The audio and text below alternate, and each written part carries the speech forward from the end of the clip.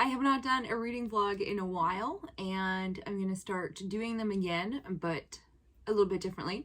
Firstly, I am not going to be posting them on Instagram anymore, just here on YouTube. Reasons being, Instagram is the worst. That app is falling apart, I tell you. And also there's a 15-minute time constraint on Instagram, which I was struggling to, I have to cut so much stuff, and I couldn't really get into what I wanted to talk about because I was like, you only have 30 seconds. So luckily YouTube, obviously, you can put as long as videos as you want. So those are the main reasons that I'm just going to be posting on YouTube. I'm also probably not going to do weekly. I'm going to do whatever. So one vlog, maybe a couple days, one vlog, maybe 2 weeks, whatever. I'm removing the constraints from my reading vlogs so that we can have full, unconstrained chaos, which is really on brand for me. So let's dive right in. So tomorrow is February 1st, and here is my February TBR, loosely TBR. I've put some guidelines for myself when it comes to reading this year, because I would love to just sort of read more diversely within genre. And I just have a habit of, I'll get in a fantasy mood and then read 10 fantasy books, and then I get sick of fantasy. And then I'm like, I should read sci-fi, and I read nothing but sci-fi for a week. So yeah, I've put a little bit of a guideline in each month with suggestions for myself for what I should read. And that way, when I get into mood reading or picky, or I don't know what to read, I can refer back to my TBR, and hopefully it will help me get through some of the reading goals I have for the year, and new releases and old releases, whatever. So let's run through my February TBR really quick. I have laid it all out in my journal. Okay, so each month my suggestions for myself are a manga or comic, a contemporary, subscription box book, horror, fantasy, sci-fi, book in a series, an arc, Stephen King reread, and lastly, a book club pick. So I listen to Sword and Laser every month, and I usually try to read along with them, so I thought it would be cool to include that in my TBR. Here are the books that I have chosen. This may change, but I'm going to try my best to not change it very much. But this also leaves room for me to bring in new releases if I need to, or if I'm super intense into a series, I can switch things out. So first up is a manga or a comic, and I have chosen Blue Exorcist Volume 1. I've been reading a ton of manga lately, so realistically there'll probably be a bunch this month, but this is one I would love to start for sure.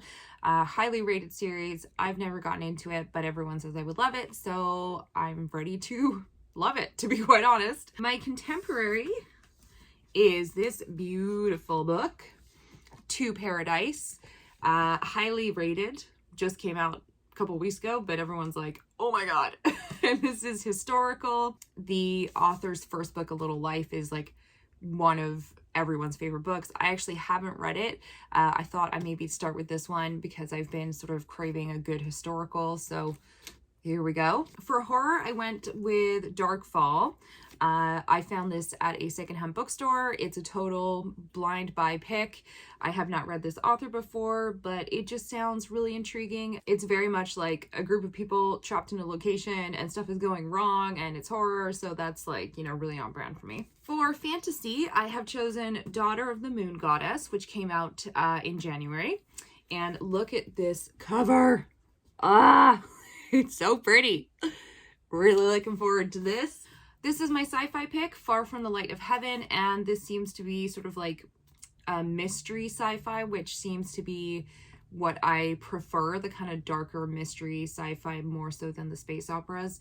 But there we go. Now, book in a series, honestly, it could go any which way this month. I've been reading my way through the Dark Tower series again. I haven't read this stuff since I was 14, 15. I remember nothing.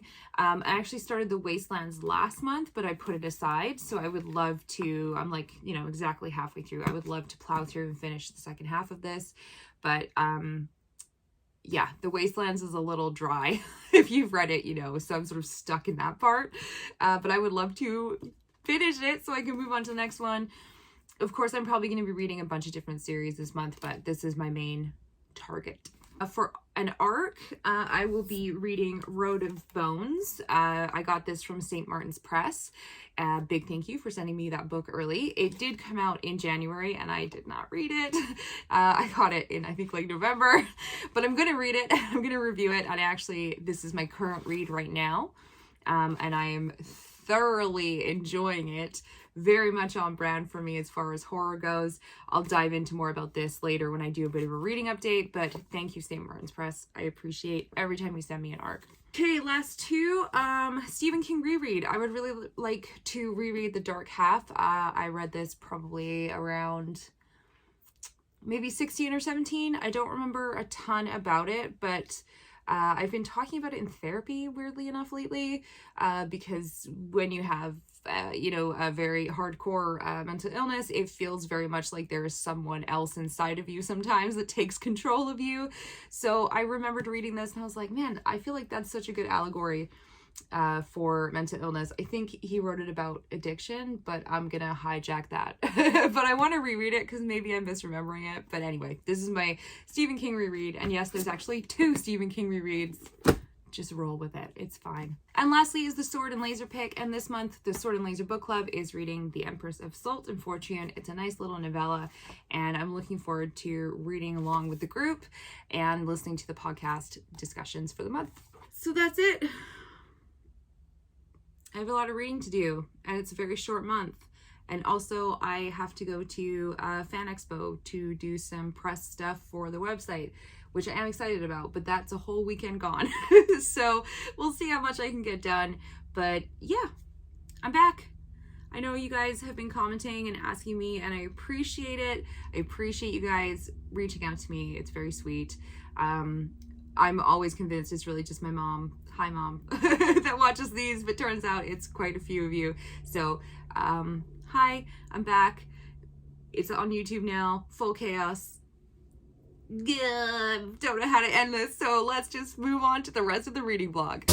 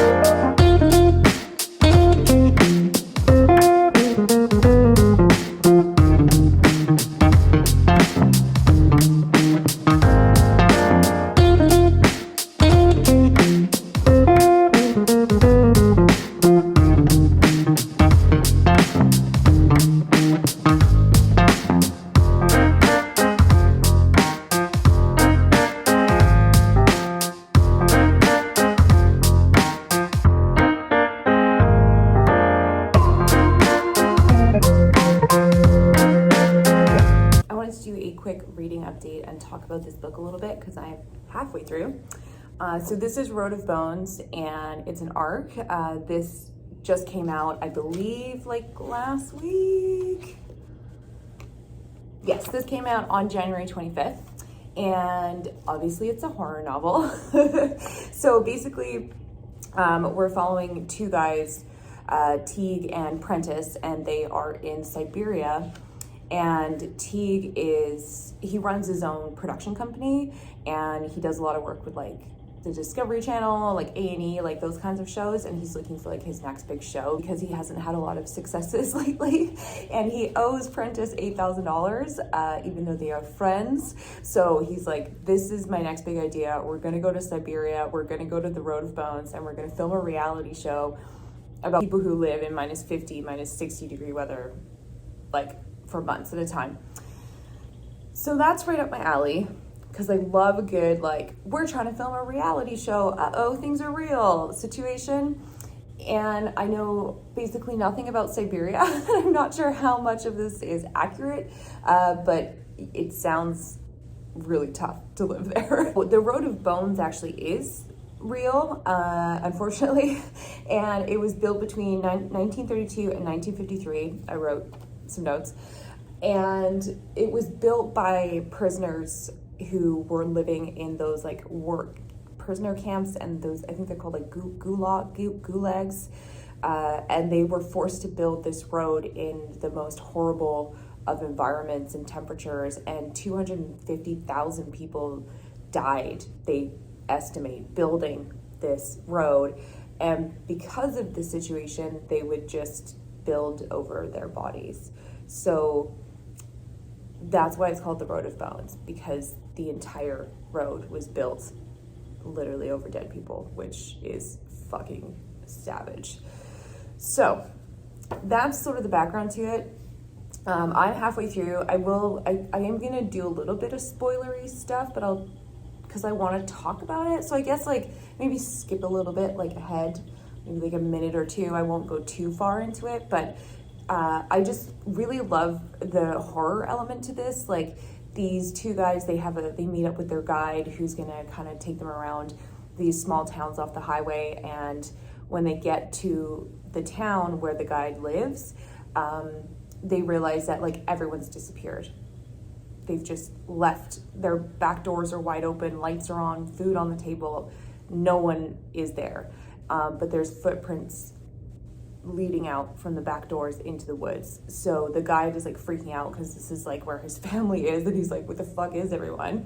And as they're investigating, they find his niece. She's like a little girl. She's like hiding in one of the houses, but she's catatonic. And then all of a sudden this like ghost thing comes out of the woods holding like a severed wolf head that's like dripping blood. And he's like, what's up, bros? And then a fucking pack of wolves comes out and like takes them down and like kills the guide and like rips one of the dude's legs into pieces, and they manage to escape. But the problem is that like everything is hours and hours apart, because it's like literally the middle of Siberia, the middle of nowhere. So like it takes them like 2 hours just to get to another town, but that town only has like 300 people. Like, so it's just like so insane and really gory when the wolves attack. But now we're starting to think that perhaps this is all supernatural in nature. They bring up shamanism a lot.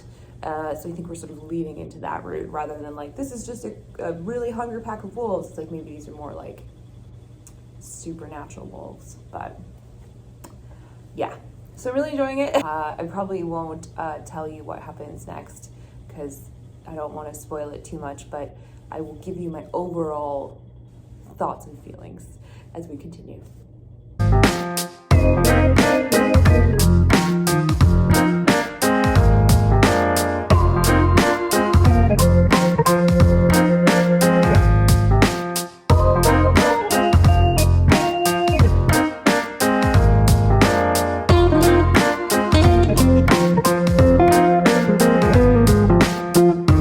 I just finished Road of Bones. It's all done. And I think I'm going to give it a 4 out of 5. I really liked a lot of it, but I think it's just not a 5 out of 5. Like, it's great. It's spooky. It's gory. I like the characters, but I'm not like in love with it, if you know what I mean. Like, I wasn't like, oh my God. It was just it was a good read. And to me, that's a 4 out of 5. And I will say that when it goes like full crazy, it was really cool. There were people turning into crazy reindeer and reindeers killing other people. And there was like this giant like goddess of the forest. It was wild. So yeah, I'm glad I read it.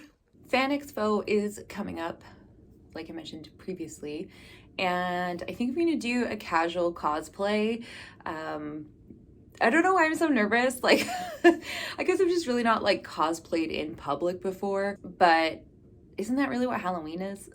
So I don't know. I'm just being weird about it. It's fine.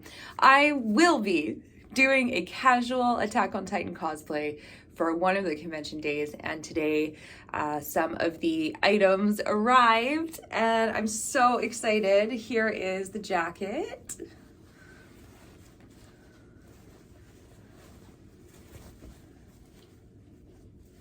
And then of course the cape, my favorite part, because we know I love a cape.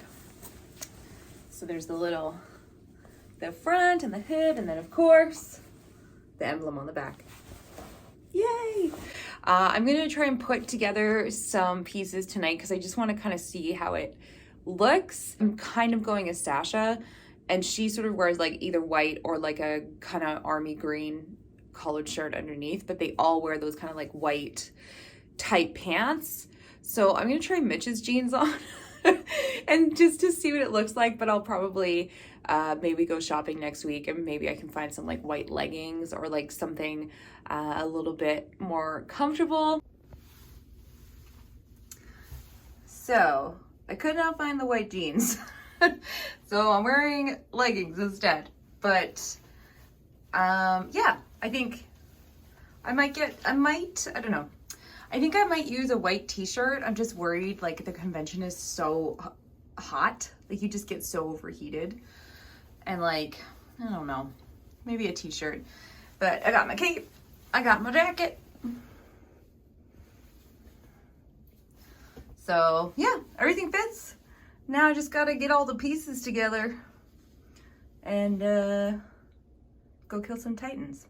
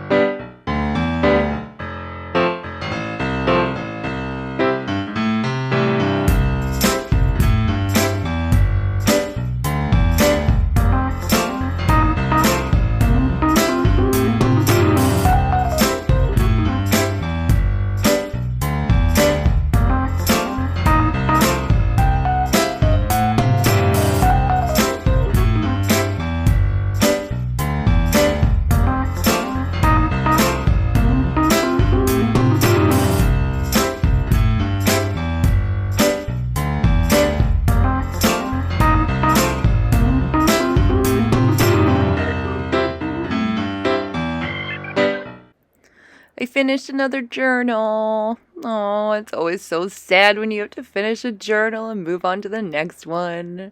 But here's a little flip through. This one, I believe, was October to February. So just a few months because it was a smaller one. But yeah, October to February. But yeah, end of a little journal era. Now here is the new one. Already got some little stickers on there. That awesome D20 is from Ursula. Thank you. It has made a very good sticker for the front of my journal. I've already put in a few of my reading challenges for 2022 in here. And I've had to set up my February read page because I've been reading like crazy. But yeah, and this is my Owl Crate page. I like to keep track of the Owl Crate books. Some more reading challenges, and then of course my February TBR, which I showed you guys at the beginning of this video.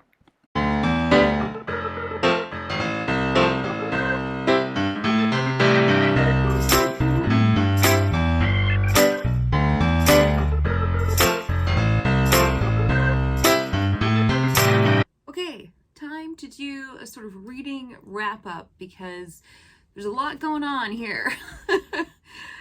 Okay, so I finished Road of Bones. We talked about that.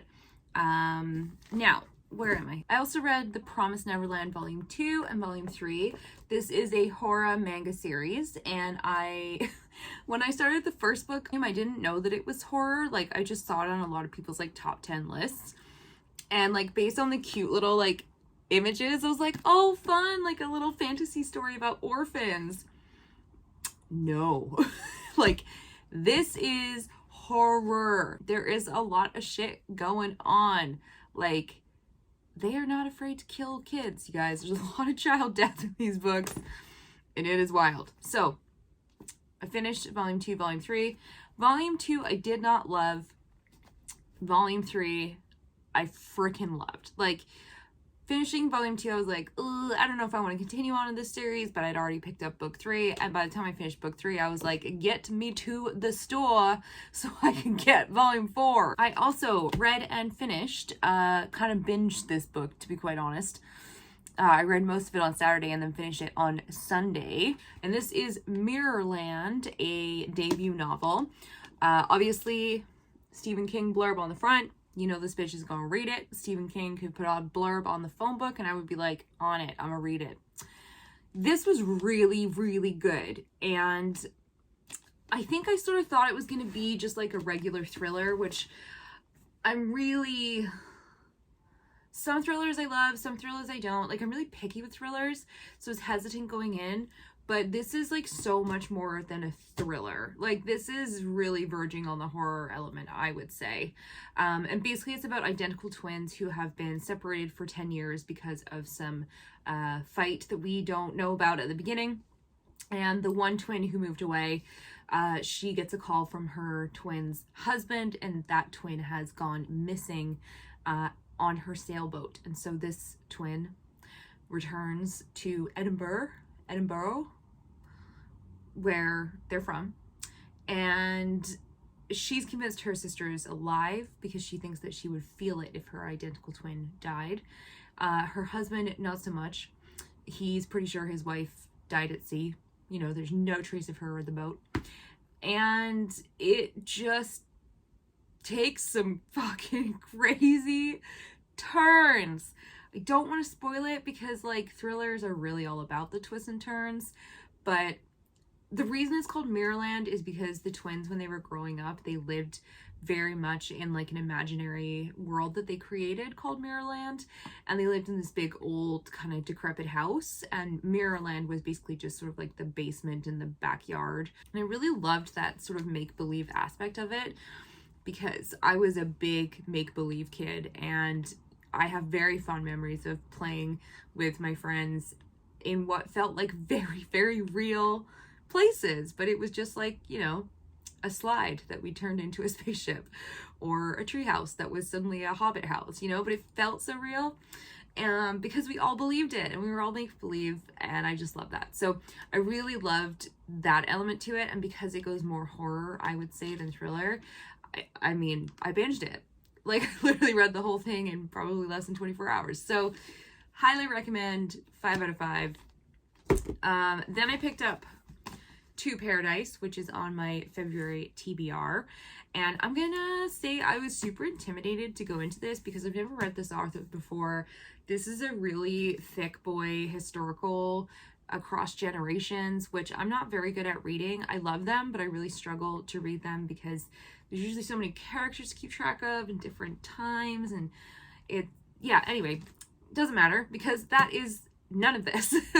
I tore through the first 100 pages. I had no problems understanding the world, understanding the characters, keeping track of everyone, and it's incredible. So basically this is set in, like, I guess I could just read the blurb, but it's set in an alternate version of 1893 America, and there's the free states, which is where people can just, like, live as they please. Queer people are accepted. You can marry whoever you want. Here, let me just show you the map. Ugh.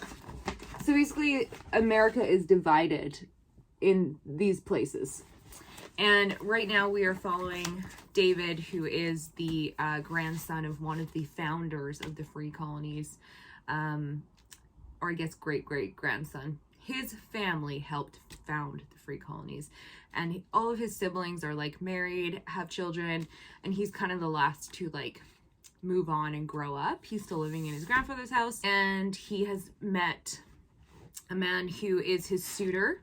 This man would like to marry him, and his family is sort of arranging this possible marriage.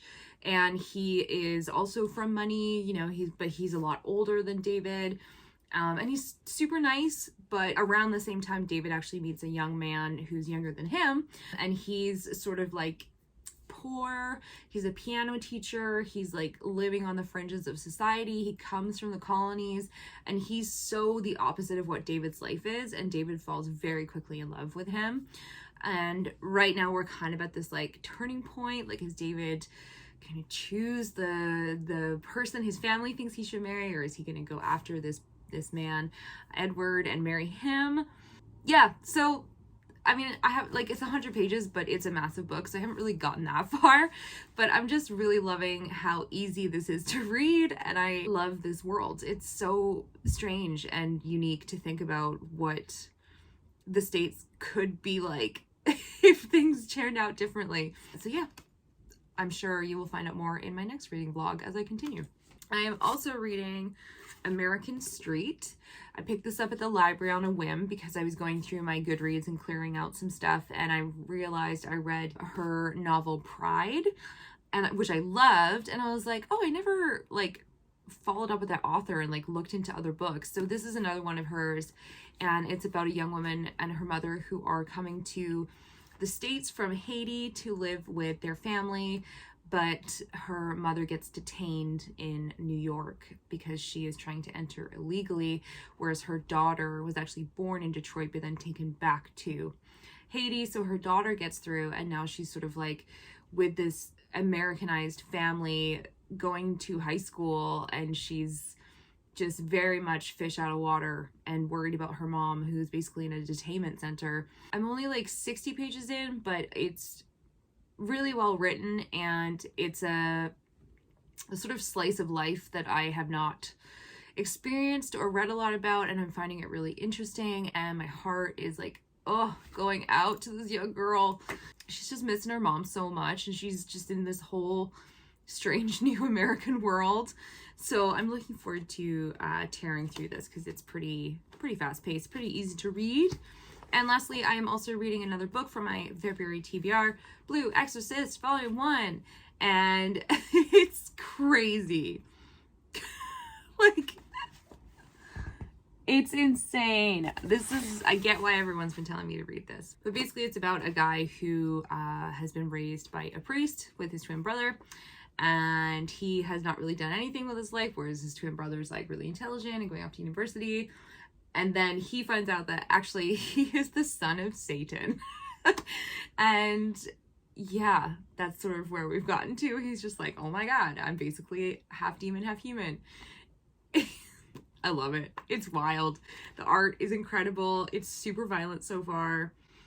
I just love it. I'm sure I'll finish this pretty quick. So yeah, that's it. We did it. First new reading vlog. Back at it. Oh, and I gotta edit the whole thing.